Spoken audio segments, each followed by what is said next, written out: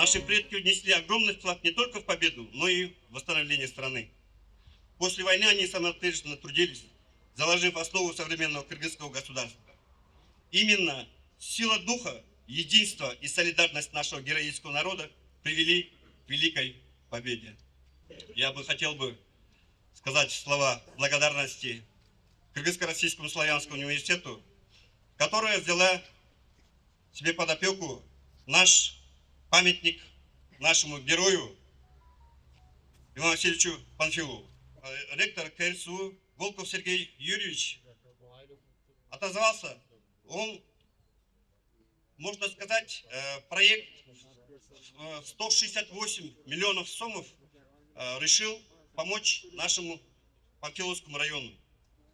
Хочу от имени Панфиловского района поблагодарить ректора КРСУ Волкова Сергея Юрьевича, фонда Центральной Азии Капитал Собина Антона Андреевича, литейную мастерскую города Екатеринбурга Дубровина. Большое спасибо за вашу помощь. И я уверен, что КРСУ и в дальнейшем будет помогать нашему герою Панфиловскому району. Тысячи солдат из Кыргызстана отдали свою жизнь на полях сражений, проявив настоящий героизм. Это историческая истина, это наша гордость. Уважаемые участники, сегодняшнее мероприятие это не просто торжество, это живое проявление государственной политики по воспитанию патриотизма и уважения к героям под руководством нашего президента, уважаемого Садыра Нурбаджоевича Джапарова. Глава государства всегда подчеркивает, уважение к прошлому – это забота о будущем.